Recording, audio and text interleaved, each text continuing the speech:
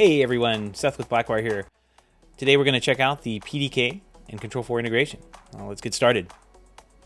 The first thing we want to do is check out the PDK account. And I'm logged in incognito mode to make sure that I am logged into the customer's account here. This is the Blackwire HQ customer. Notice it's not the dealer account, we're logged into the customer. And we want to make sure that we're doing that and not logged into your main dealer account.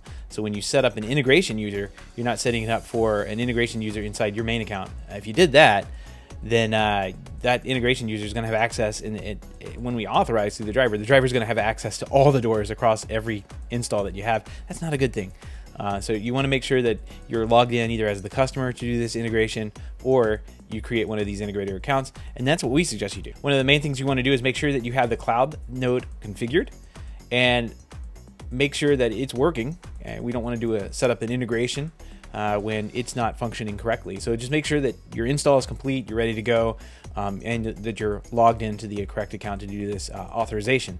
Like I said, we suggest you set up the integrator account. It's pretty easy. You just add another permissions in, add an email in, and don't forget, if you're using G Suite or Gmail, you can add the plus sign onto your email, and anything after that, this email is still going to end up in your inbox.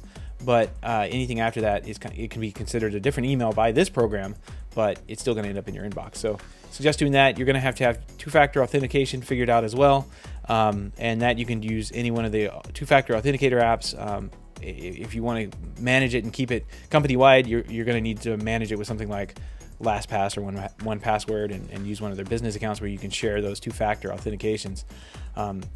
But that's a little bit outside of the scope of this. We're just going to jump straight into Control4 and get those drivers installed. First things first, I've got a PDK testing room here. We've got a door and a door lock. These are your generic drivers that you see that we've used for years in Control4. You find those in the motorization and sensors and that kind of thing down here in Control4. So there's a door contact sensor. There's the door lock. These are generic drivers, and that's the first way you can control unlocking and monitoring the status of the PDK cloud node. The second way is to, after we authenticate and everything, is to use our drivers that we have here. The first one we have for user interface is going to be the PDK button, and this is an experience button that you can add in to give it a function. You can open and close, basically unlock and lock. You can trigger. So if you trigger it, you could do that without a code with this button. You just push the button, it opens up for the dwell time and then close. You can open with the delay, close with the delay, toggle force open, toggle force close, and those durations that you saw here above can be set here in the driver as well. It's all fixed. You don't need a pin code for this. You press the button on the UI, and it forces this action to go through. Let's check out the next one, the PDK door.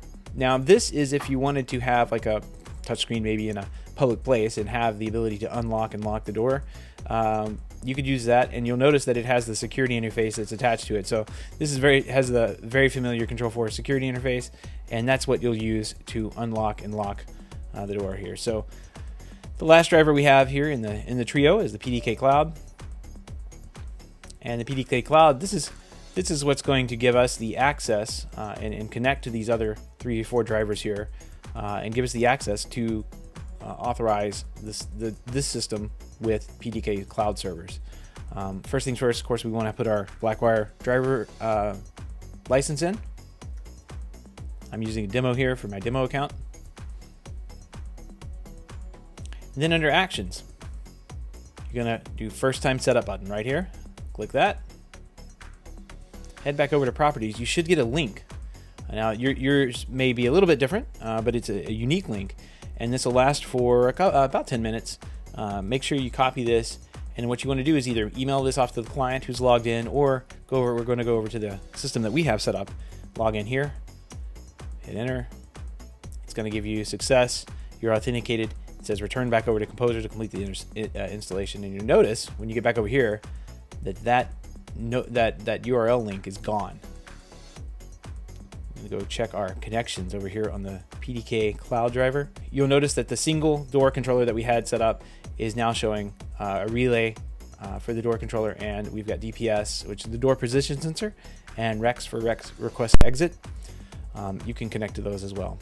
For the door control, what we're going to do is just bind this binding to these other 3 drivers. and that's going to allow them to be able to control open and close the lock on the door. So we'll do the PDK door panel first, PDK button, and then we'll also pick up the generic door lock if you wanted to use those. For the door position sensor, same thing.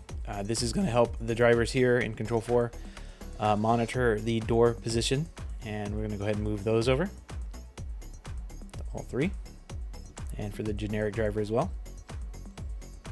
All right, and of course the last thing we're going to need to do, whoops, I'm going to go ahead back over here and refresh navigators after we put everything into the security setup here. So we're going to scroll down to the bottom, move these two things in,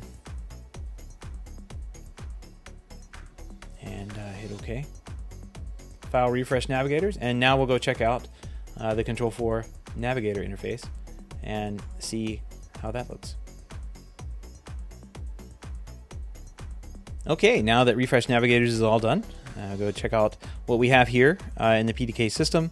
Kind of walking through this. Cameras, of course, we're not paying attention to this on this one, but here in our locks and sensors, we've got those generic sensor types in there that'll be showing the status of the door as it's opened and closed. You can see me, I'm kind of tripping the door sensor there as it's open and closed. You can also trigger this right here, and it's going to go out and get the door state, unlock it, and lock it. There we go.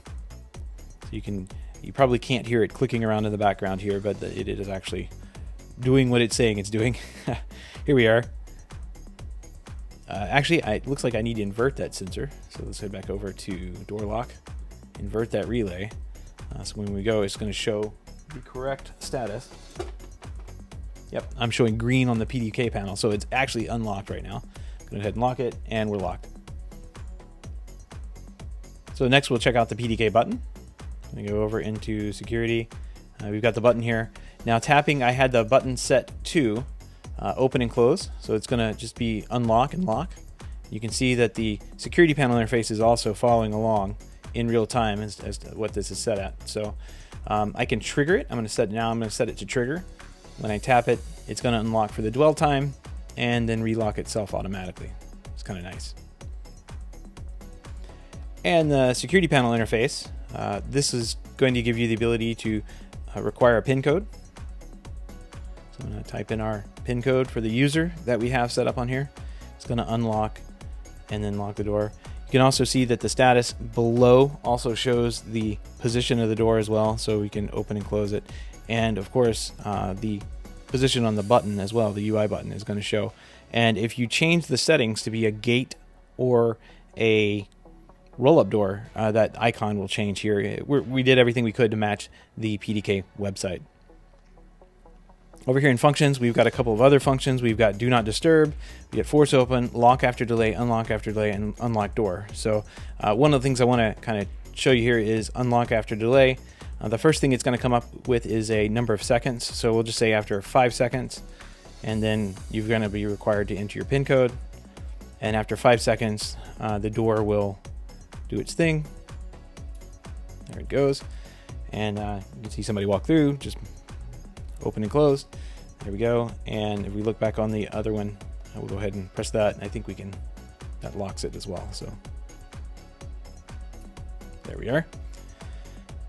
And that's it. That's the PDK integration. There's a whole lot more that you can do in programming. We've got all of the events, variables, device variables exposed for you to get in there and do automations off of these things. This has been a really fun project to work on, and if you need to know more, head on over to blackwiredesigns.com and join the chat there and ask away. Have a good one.